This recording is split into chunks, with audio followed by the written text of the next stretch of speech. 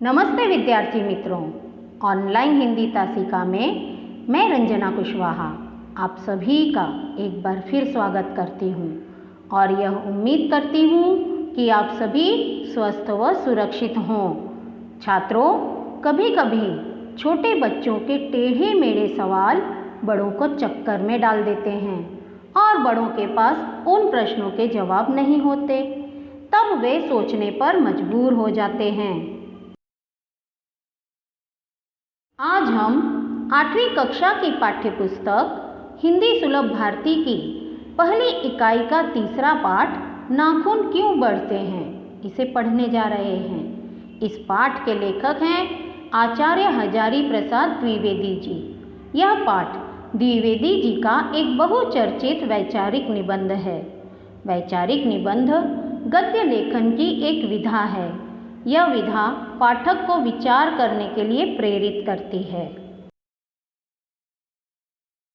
पाठ का आरंभ करने से पूर्व आइए हम सबसे पहले लेखक आचार्य हजारी प्रसाद द्विवेदी जी के परिचय को जान लेते हैं। द्विवेदी जी का जन्म 19 अगस्त 1907 को उत्तर प्रदेश के बलिया क्षेत्र में हुआ था। इनकी मृत्यु 19 मई 1979 को उत्तर प्रदेश में ही हुई थी। द्विवेदी जी हिंदी साहित्य के मौलिक निबंधकार, उत्कृष्ट समालोचक एवं सांस्कृतिक विचारधारा के प्रमुख उपन्यासकार हैं। यहाँ पर मौलिक शब्द का अर्थ होता है जो किसी के भी अनुवाद या नकल को नहीं मानता, बल्कि वह अपनी उद्भावना को प्रकट करता है। यहाँ एक और शब्द है समालोचक, जिसका अर्थ होता है वह व्यक्ति जो किसी भी चीज़ के बारे में उसके सही गुण और दोष के बारे में बताता हो। इनका व्यक्तित्व बड़ा ही प्रभावशाली था और इनका स्वभाव बड़ा ही सरल और उदार था।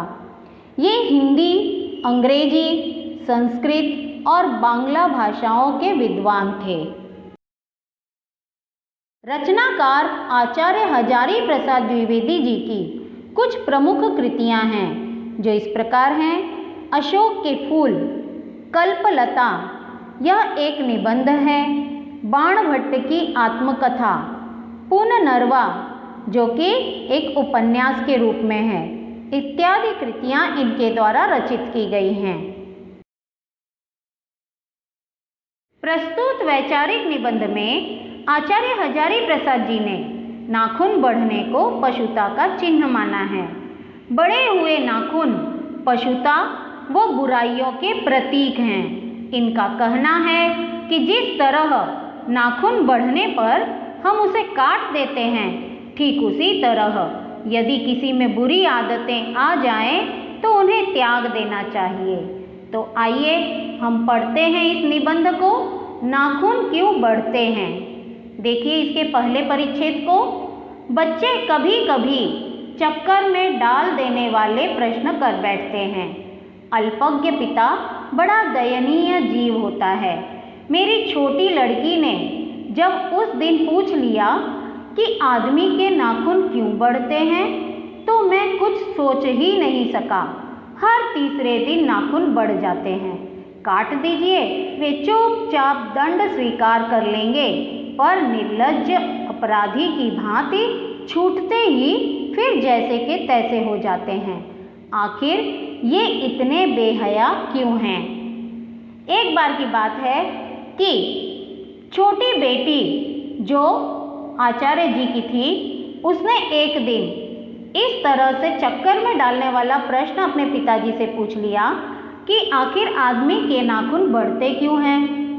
तो जो अल्पज्ञ पिता, अल्पज्ञ का अर्थ होता है जिसमें कम ज्ञान हो, तो कम ज्ञानी पिता जो है उस समय बड़ा ही दयनीय जीव लग रहा था। अर्थात अपनी बेटी के द्वारा पूछे गए प्रश्न कि आदमी के नाखून क्यों बढ़ते हैं, इस पर आचार्य जी कोई सटीक सा जवाब नहीं दे पाए। वे सोचने लगे कि ये नाखून जो हैं इतने निर्लज्ज होते हैं कि इन्हें काट दिया जाए तो ये चुपचाप इस सजा को तो स्वीकार कर लेंगे, लेकिन वहीं पर निर्लज्ज गुनहगार की तरह वे जैसे ही छूटेंगे फिर से वे उसी तरह से बढ़ना आरंभ कर देते हैं। आखिर ये इतने बेहया क्यों होते हैं? अगला परिच्छेद देखिए। कुछ लाख ही वर्षों की बात है जब मनुष्य जंगली था, वनमानुष जैसा। उसे नाखून की जरूरत थी। उसकी जीवन रक्षा के लिए नाखून बहुत जरूरी थे।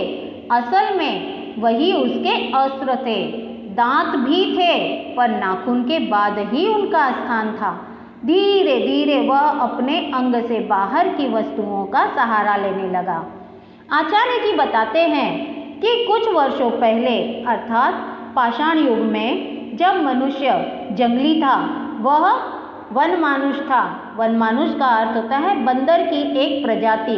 जैसा कि हम जानते हैं कि मनुष्य पहले बंदर के तरह दिखाई देता था, तो उस समय मनुष्य जो था वह जंगलों में रहा करता था और उसके नाखून भी काफ़ी बड़े हुआ करते थे। वह इन नाखूनों का प्रयोग स्वयं की रक्षा के लिए करता था। उसके लिए यही उसके हथियार थे। उसके पास बड़े बड़े दांत भी हुआ करते थे, लेकिन दांतों का जो स्थान था वह नाखूनों के बाद में ही होता था। धीरे धीरे मानव सभ्यता का विकास हुआ। वह अपने अंग से बाहर की वस्तुओं का भी सहारा लेने लगा। उसने हड्डियों के भी हथियार बनाए। मनुष्य धीरे धीरे और आगे बढ़ा। उसने धातु के हथियार बनाए। इतिहास आगे बढ़ा। कभी कभी मैं हैरान होकर सोचता हूँ कि मनुष्य आज अपने बच्चों को नाखून न काटने पर डांटता है। वे रोज बढ़ते हैं। मुझे ऐसा लगता है कि मनुष्य अब नाखून को नहीं चाहता।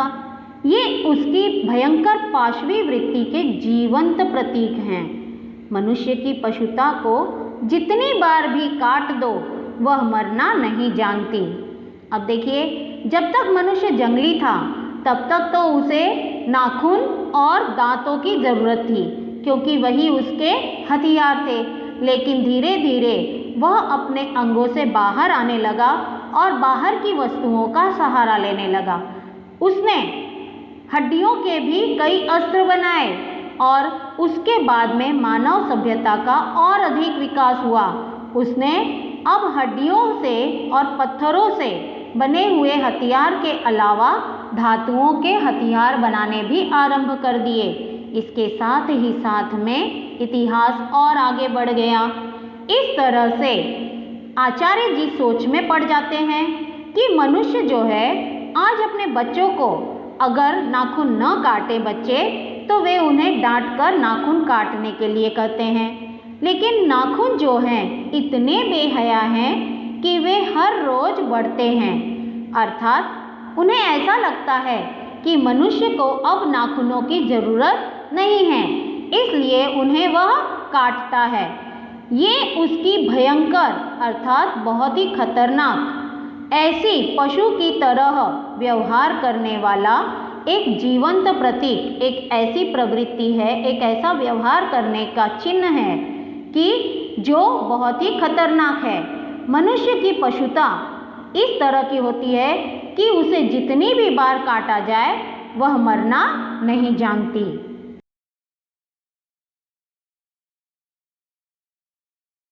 इस निबंध में आचार्य जी ने आगे बताया है कि अगर आदमी अपने शरीर की, मन की और वाक की अनायास घटने वाली वृत्तियों के बारे में विचार करे तो उसे अपनी वास्तविक प्रवृत्ति पहचानने में बहुत सहायता मिले।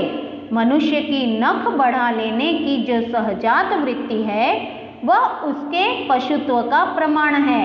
उन्हें काटने की जो प्रवृत्ति है वह उसकी मनुष्यता की निशानी है।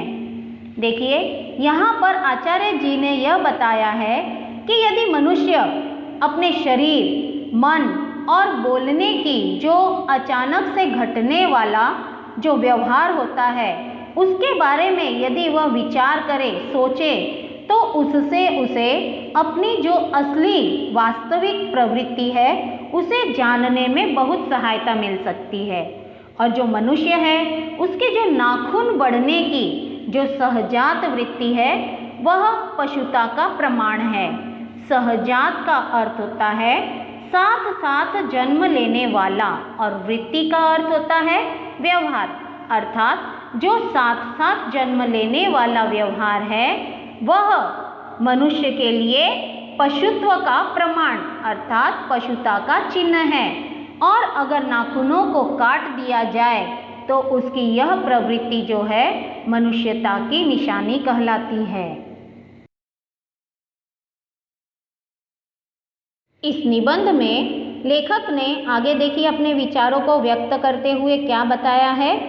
मेरा मन पूछता है मनुष्य किस ओर बढ़ रहा है, पशुता की ओर या मनुष्यता की ओर, अस्त्र बढ़ाने की ओर या अस्त्र काटने की ओर। मेरी निर्बोध बालिका ने मानो मनुष्य जाति से ही प्रश्न किया है, जानते हो नाखून क्यों बढ़ते हैं? यह हमारी पशुता के अवशेष हैं।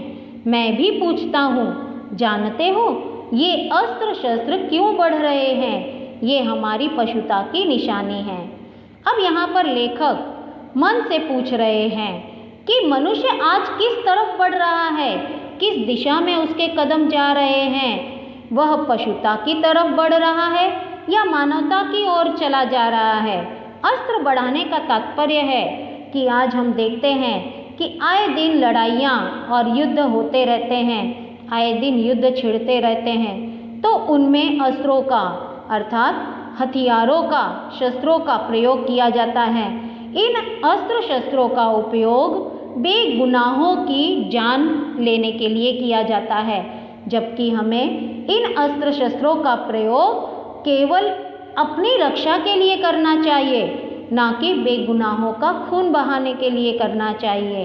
अर्थात यहाँ पर कहने का तात्पर्य ये है कि अस्त्र शस्त्र का सदुपयोग होना चाहिए, उनका दुरुपयोग नहीं किया जाना चाहिए।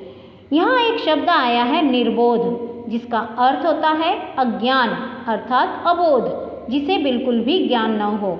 लेखक की जो पुत्री है, छोटी बच्ची जो है, वह निर्बोध है अर्थात अज्ञानी है। वह संपूर्ण मानव जाति से ही प्रश्न कर रही है कि नाखून क्यों बढ़ते हैं। ये नाखून जो हैं हमारी पशुता के अवशेष अर्थात उसका एक बचा हुआ हिस्सा है। उसी प्रकार से लेखक भी यह जानना चाहते हैं कि ये अस्त्र शस्त्र का प्रयोग क्यों हो रहा है, ये क्यों बनाए जा रहे हैं। इनका हमें दुरुपयोग न करके सदुपयोग करना चाहिए। ये हथियार जितने बढ़ेंगे उतनी ही पशुता हमारी भी बढ़ती चली जाएगी। अर्थात ये हथियार, ये अस्त्र शस्त्र हमारे लिए पशुता के चिन्ह हैं। लेखक के आगे विचार देखिए। स्वराज होने के बाद स्वभावतः ही हमारे नेता और विचारशील नागरिक सोचने लगे हैं कि इस देश को सच्चे अर्थ में सुखी कैसे बनाया जाए। हमारी परंपरा महिमामयी और संस्कार उज्जवल हैं, क्योंकि अपने आप पर अपने आप द्वारा लगाया हुआ बंधन हमारी संस्कृति की बहुत बड़ी विशेषता है।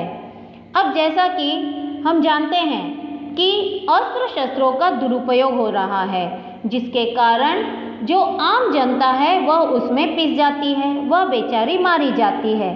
तो जब हमें आज़ादी प्राप्त हो गई तो आज़ादी के बाद में हमारे देश के कुछ नेता और कुछ विचार करने वाले जो सच्चे देश के नागरिक हैं, वे इस देश के बारे में सच्चे अर्थ में यह सोचते हैं कि इस देश को किस तरह से सुखी बनाया जाए। अर्थात जो युद्ध होते हैं, जिनमें अस्त्र शस्त्र का प्रयोग होता है, इन सारे झगड़े झंझटों से किस तरह से इस जनता को बचाया जाए, उन्हें किस तरह से सुख पहुंचाया जाए। क्योंकि जो हमारी परंपराएं हैं वे बड़ी ही गौरवशाली हैं और हमारे संस्कार बहुत ही उज्जवल हैं। क्यों हैं ये उज्जवल, क्यों है महिमामयी? क्योंकि हम अपने आप पर खुद पर आत्मबंधन लगाते हैं। यही हमारी सबसे बड़ी संस्कृति की विशेषता है।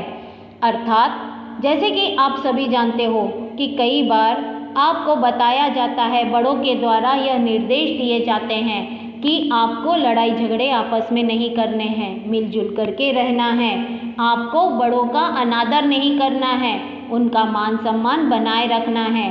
तो यह हमारी परंपरा है, यह हमारी संस्कार हैं, ये हमारी संस्कृति है। ये सारी बातें हमें हमारे ही लोगों द्वारा मिलती हैं। तो यह संस्कृति हमारी बहुत बड़ी है, यह हमारी संस्कृति की बहुत बड़ी विशेषता है।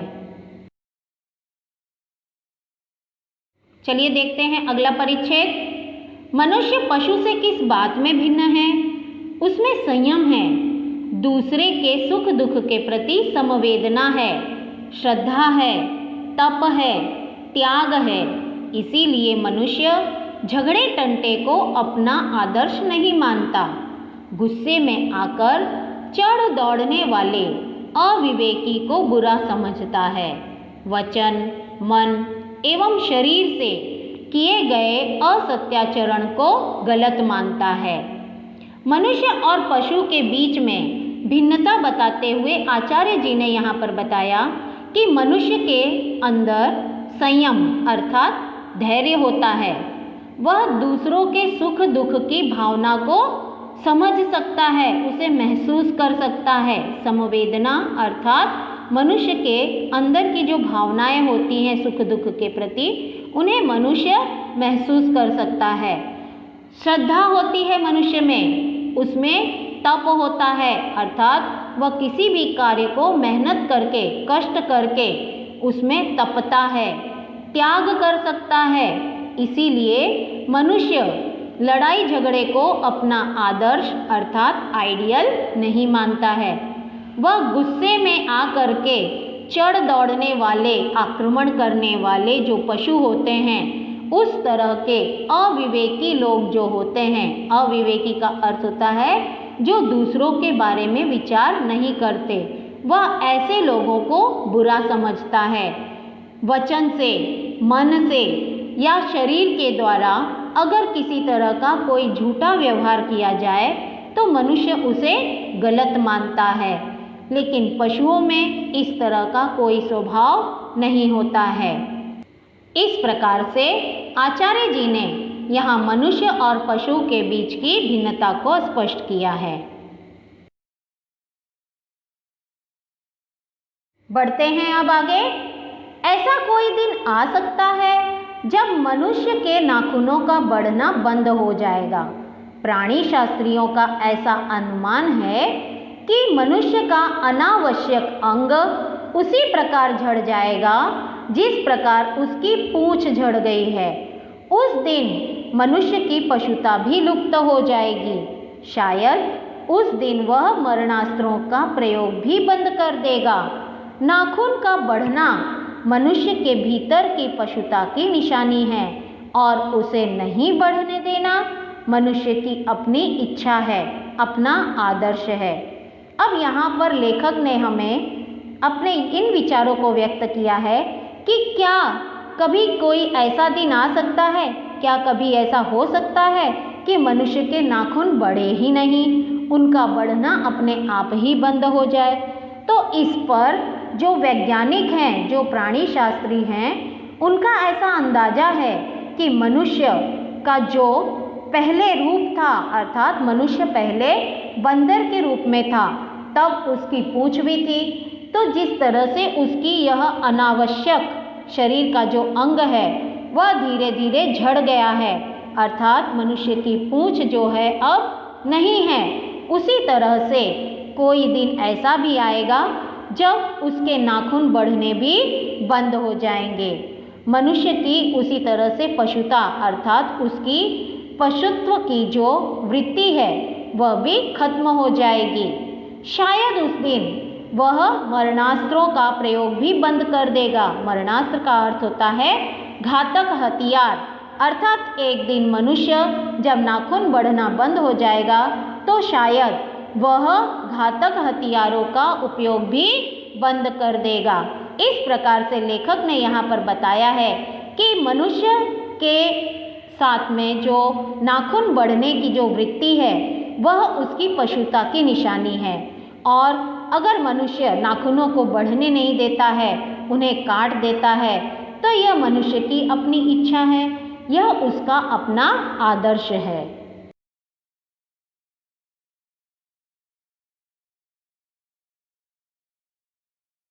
बढ़ते हैं अब आगे। मनुष्य में जो घृणा है, जो अनायास बिना सिखाए आ जाती है, वह पशुत्व का द्योतक है। अपने को संयत रखना, दूसरे के मनोभावों का आदर करना मनुष्य का स्वधर्म है। बच्चे यह जाने तो अच्छा हो कि अभ्यास और तप से प्राप्त वस्तुएं मनुष्य की महिमा को सूचित करती हैं। यहाँ पर लेखक ने बताया कि मनुष्य के भीतर जो घृणा का भाव होता है वह बड़ी ही सरलता से आ जाता है। अनायास का अर्थ होता है बड़ी सरलता से, अर्थात मनुष्य के अंदर जो नफरत की भावनाएं होती हैं उसे सिखाने की आवश्यकता नहीं होती है। वे बड़ी सरलता से बिना सिखाए ही अपने आप आ जाती हैं। और यह आदत जो होती है, यह जो भाव होता है, वह पशुता की निशानी होती है।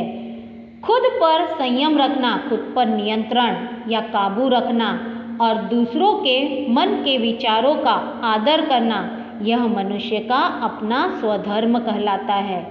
यह बात बच्चों को अच्छी तरह से समझ में आ जानी चाहिए कि बार बार अभ्यास करने से, सराव करने से और मेहनत करने से जो वस्तुएं हमें प्राप्त होती हैं वे मनुष्य के गौरव के बारे में बताती हैं, मनुष्य के गौरव को श्रेष्ठ बनाती हैं, उसको सूचित करती हैं।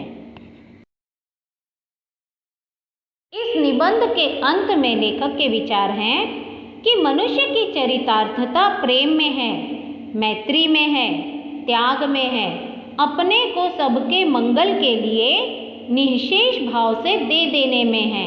नाखूनों का बढ़ना मनुष्य की उस अंध सहजात वृत्ति का परिणाम है जो उसके जीवन में सफलता ले आना चाहती है।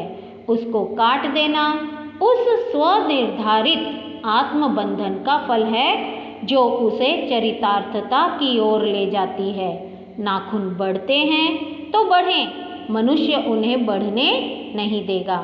यहाँ पर लेखक ने अपने विचारों को प्रकट करते हुए कहा है कि मनुष्य के जीवन की जो सार्थकता है वह दूसरों से प्रेम करने में है, दूसरों के साथ मित्रता बनाए रखने में है, खुद को त्याग करने में है, अर्थात अपने आप को दूसरों के सुख के लिए अपना सब कुछ समाप्त कर देने के भाव में है।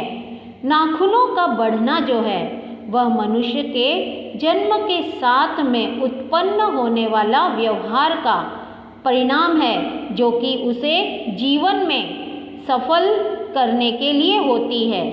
तो यह मनुष्य का कार्य है, यह उस पर निर्धारित करता है कि वह नाखूनों को काट देना चाहता है और अपने आप पर, खुद पर वह बंधन लगाना चाहे तो वह अपने जीवन को सार्थकता की ओर ले जा सकता है।